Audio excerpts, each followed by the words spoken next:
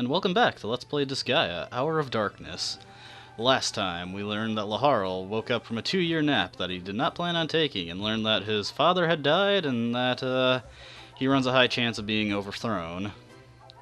I already used the hospital, but thanks for the hint, Zami. Ooh, free money. So, right now, Laharl is trying to settle the issues of the monarchy right now, but there isn't really much he can do about the whole dead father thing, so, we'll deal to that if he has any baggage with it when it comes around. So last time, at the end of the video, we were given access to the Dark Assembly. So Dark Assembly is a little thing where your characters can go in and put forth bills. Right now, the only thing we can do is try to extort money from the senators. This almost never works. Don't even bother trying it. Even if you do manage to succeed, you get like nothing. It's pretty much a joke bill. To get more bills, we have to take a promotion exam, and promotion exams put you up against a group of enemies. I would get my ass kicked by these guys right now, because I only match the strongest enemy there, and they could very easily gang up on me and take me out. Only Laharl can fight in the promotion exam, if I have him take it.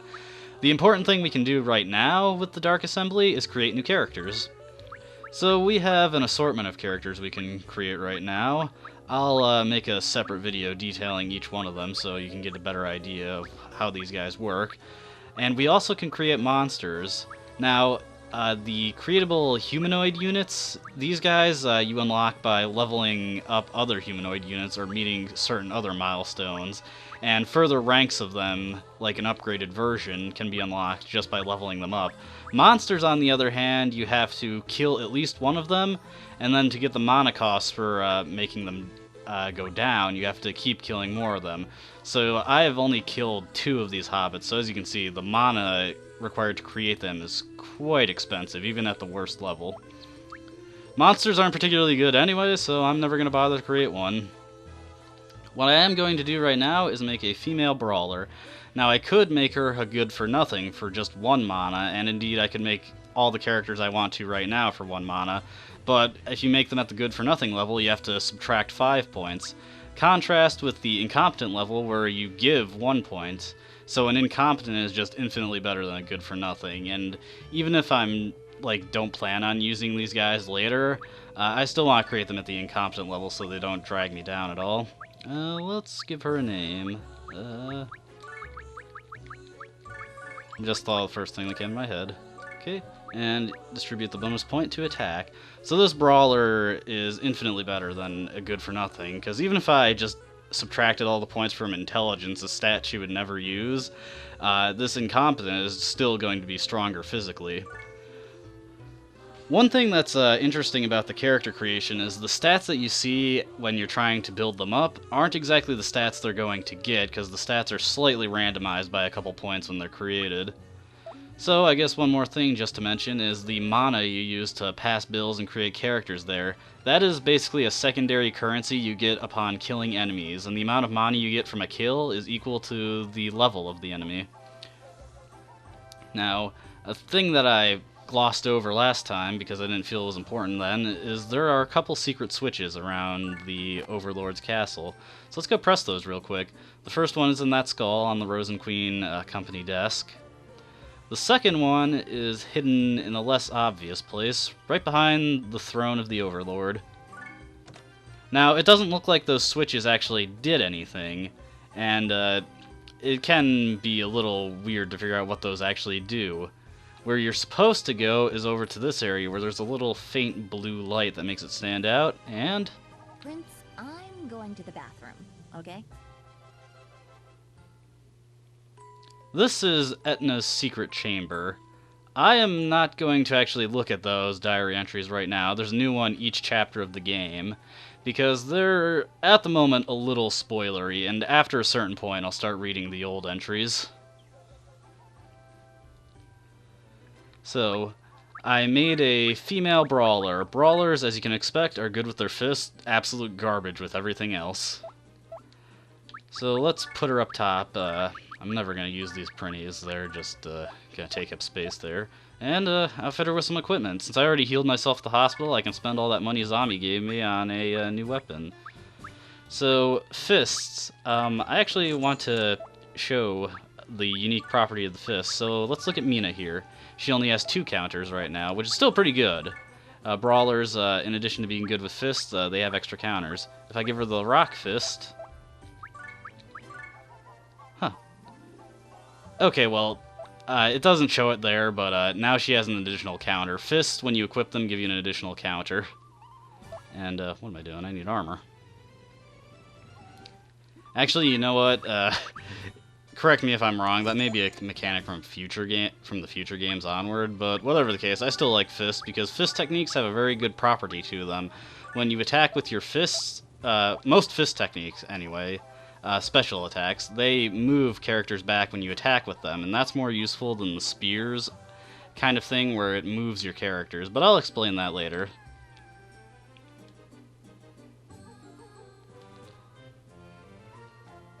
Looks like there's a man named Vires who's making a grab for the title of Overlord, and he's got some amount of wealth, so let's pay him a visit.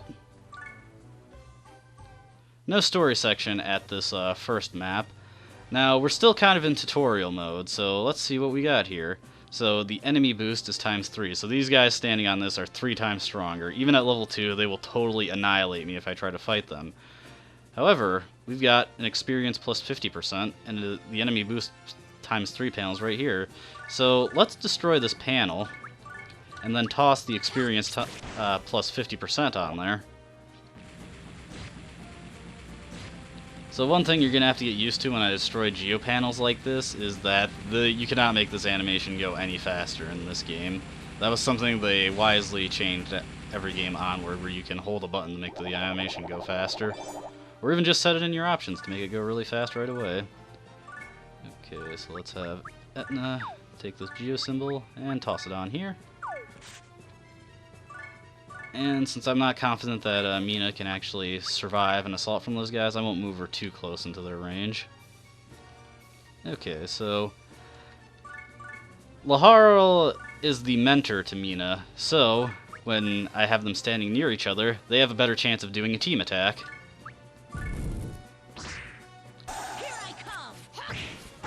And when you do a team attack with your characters, the experience gets shared between them. So now Mina has additional experience. I got some experience from that. Let's see. Okay, I'll move her to here. And hopefully Etna can get the team attack. Since they don't have a mentor-pupil relationship, their team attack chance will be a lot lower. And unfortunately, I didn't get it. But I can have Etna take the kill here, since she needs some experience too.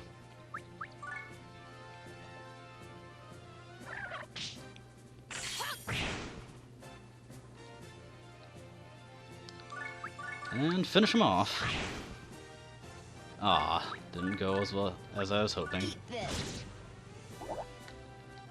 So let's see if we can have Laharl bait some of the guys out here. I do want to kill them on these panels though, because as you can see, it has an experience plus 50%, so additional experience. Okay, this should be good. I can get the team attack, get the extra experience for her, and we'll be all set.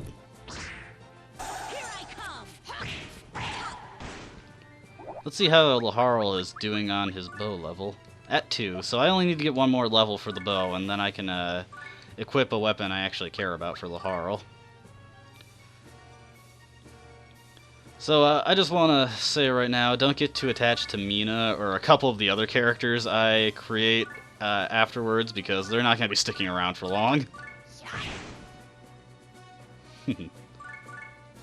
I have a plan, and unfortunately she doesn't fit into the long-term version. I suppose I can explain my plans for my party for now. I want to fit most of the main characters in my team, of which there are going to be 5 that I actually plan on using. 2 of them are just pretty difficult to use, and one of them literally comes like 3 maps before the end of the game. But the other characters, and this includes Laharl and Etna, I do plan on using them on my team, and my other tentative goal is I'm going to get at least 1 of every weapon type onto the team. So while Laharl's not going to be using a bow long term, I am going to be getting a bow user onto my team. And just because there's 7 weapons, but 10, you can have 10 maximum units deployed at once, there is going to be some overlap, but hopefully it won't be too noticeable. I can find different things for characters with the same weapons to do. Anyways, that was a little bit of extending range there. Mina couldn't get to that guy just by her movement, so I moved her next to Laharl, had him chuck her, and she was able to get the kill. I haven't showed off Etna's Impaler skill yet. I should show that off. So, Impaler, it's kind of a difficult skill to use because it requires the space behind you to be open. It's just a stronger basic attack, but it moves you back 1 space. That's kind of the big limitation of spears, like I was saying earlier, is they move your position, and this can make them very difficult to use at times. Fist skills move the position of the enemy, and this makes them much more useful for things that are going to be coming up later, and even then, it allows you to set up more things with your teammates. So, I just want to keep an eye on Laharl's mana, because as soon as I get 10, I'm going to make another incompetent level character. So, let's go inside Vires Castle proper and have a little story segment.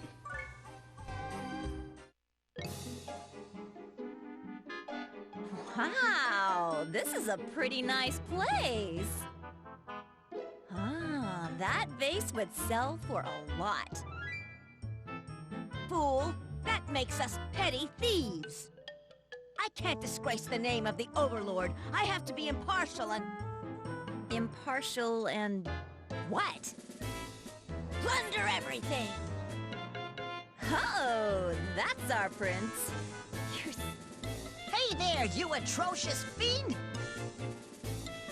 You cold-blooded monster. A demon among demons! Quit complimenting me so much. It's embarrassing. Now listen up. I want you to pillage and plunder anything and everything in this castle. Aye aye, dude!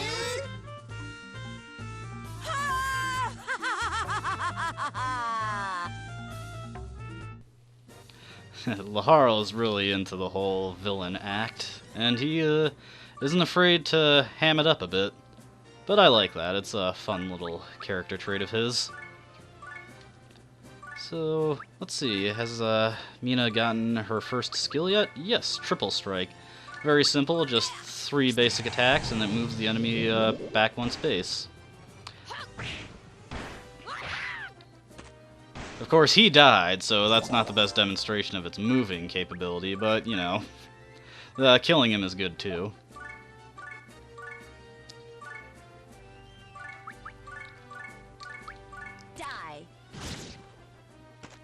So, let's, before we head on, let's see what the geo effect for this is. Defense plus 50 and attacks plus 1. And if you notice, it's not covering a large portion of the field, so we could place our characters on here and get a 50% defense buff and additional attacks.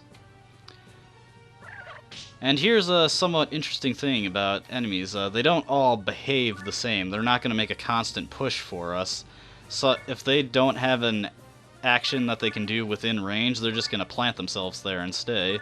So I can set my characters up so that they don't get inside their range and then move into the beneficial geo effects before they even start doing anything.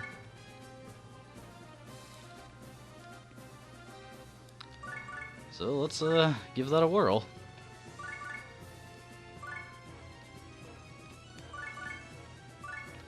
So I suppose I should mention what I'm going to be doing for grinding in this game. Now, if you've ever heard of Nipponichi games, you know that they just love their grinding, and Disgaea was the first game to really show that off. Its main selling point at the time is that you could get your level up to 9,999. So pretty cool, right? So this game, it does benefit you a lot to do grinding, but I'm not going to do too much grinding, honestly. What I'm gonna do for grinding is, early on in the game, I'm going to be building up what I need to get the character classes I want, and then catch those character classes up with the rest of my team. And then I will do some very specific grinding for another character that's going to be coming in later, but again, it won't be too much. When it comes to my levels, I'm actually not going to be getting those too high. Like, if all goes according to plan, I'll probably be ending the game around with my levels of the highest. My highest level characters will probably be in the 60s or so, but I will be doing a thing that will allow me to build up my weapon levels, as weapon levels will allow you to get access to your skills, and I would really like to be able to show off the skills in this game before we get really far into it, or at the end. And we'll get to how I'm going to be doing that later. So, let everyone take their action. Mina is kind of in a bad way, so I'm going to move her out of the way. And how far can this guy move? Not far enough. Or, actually, no, she's still in range. But, I can move Laharl and block him, so... Yep, he can't get to her anymore. I should probably invest in some healing items at this point in the game, because I'm not going to be making a cleric for a while, and that's the only option I have to heal right now. So, Etna is falling behind on experience, so I'll have her take out this guy, have Laharl launch a poison arrow at the Hobbit.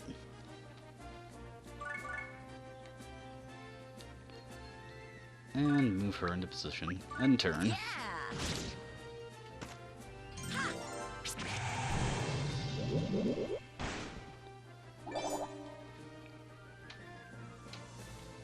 Okay.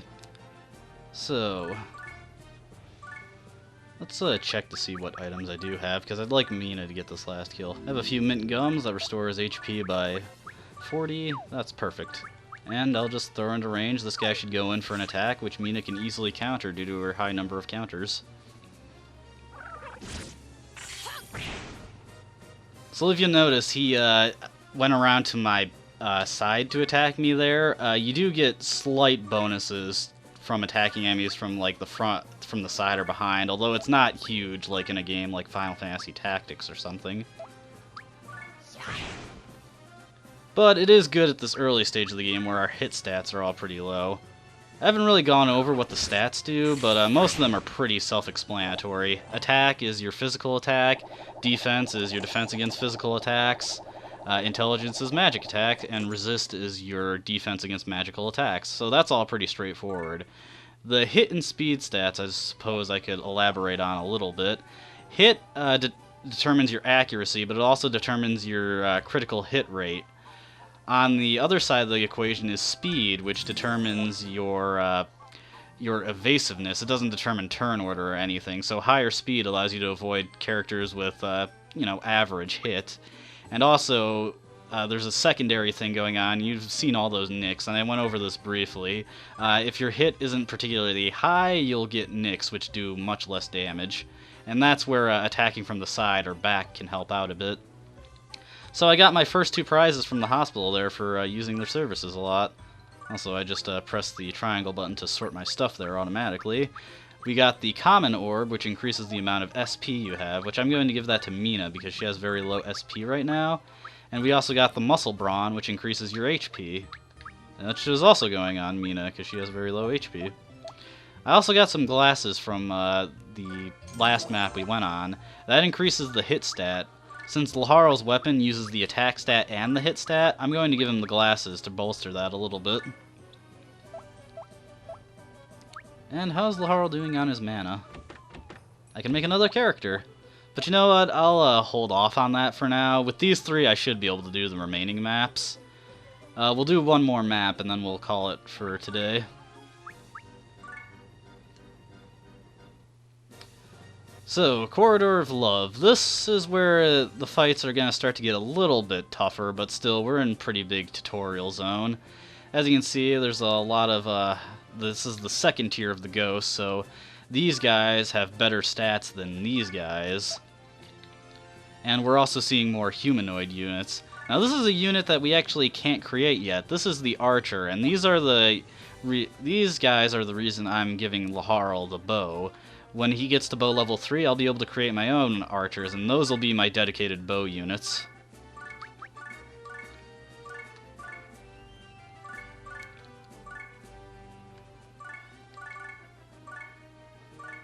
And that. Do that.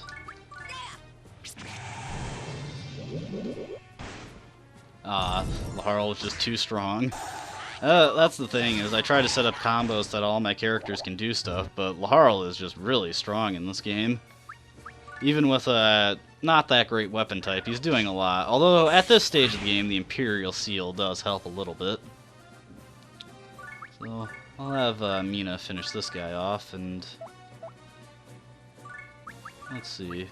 Ah, so Laharl hit level 5, and he learned his first character skill, Blazing Knuckle. This skill hits the 4 spaces in the cardinal directions around Laharl. And it's also a fire elemental attack, so Laharl now has his own source of elemental damage. So I'm going to position myself so that I can get these guys to move towards me, because those recovery effects will heal their HP. But if I take them out, I can use those recovery effects to heal my characters before making the push to the other units on the north side.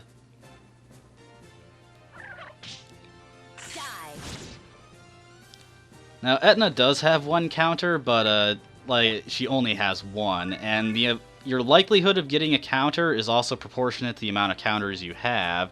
So if you don't have a good counter stat, if it's only one, even though you can get counters, you won't necessarily always will.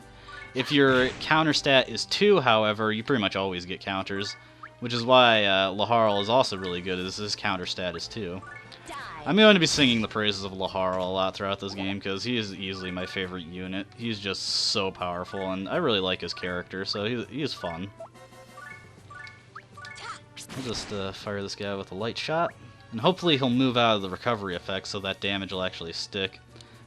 He's too smart for me. And he's got a muscle brawn, so that gives him a lot of extra HP. Let's see. I'll have Etna try and make an attempt for this kill, since she has, she's closer to a level up. And then I'll move Mina into the recovery effect. Eat this.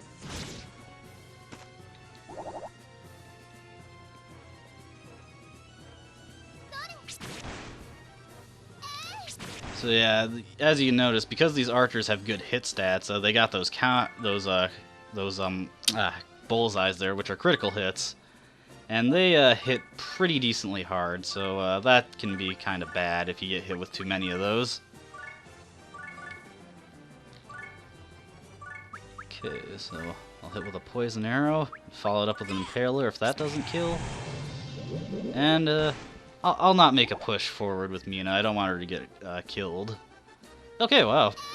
The crappy thing is that if you queue up an action against a specific enemy, but that enemy already dies, that action still takes your turn, which is kind of annoying, but that's not too big a deal at this stage of the game.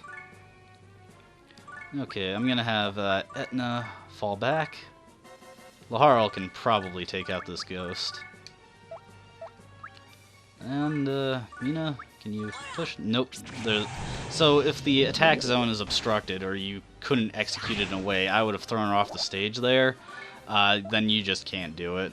Kind of annoying, but not a big deal. And I'm gonna have Laharl block this guy. So there's a mage back there, and looks like she doesn't have great range. Etna's down. But these guys line themselves up in a good position to show off Laharl's Blazing Knuckle. Assuming I have the SP for it. Yes, I do. This will take up all my SP, but... I also got the next bow skill, but I want to show this one off because it's cooler. Dark Flash is actually a pretty good skill for the bow. It hits one space away, but it hits a line of 3. So if you have 3 characters standing in a line, you can stand one space away and then hit them with it. So it's pretty good. And it also, as its name implies, inflicts the blindness stat, which lowers the enemy's accuracy. And unlike most early Final Fantasies, that stat actually works in this game. So one thing to notice about counters is that each counter you execute, the damage goes up.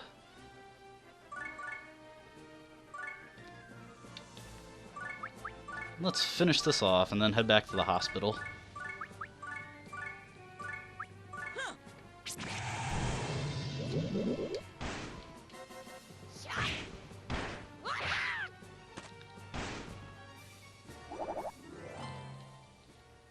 There we go. Would have been nice if I could gotten through that without Etna dying, but it's not a big deal. With that 12 experience, that would have actually really helped her out. But I think that'll be all for this part. So I'm going to do some off-screen stuff from here.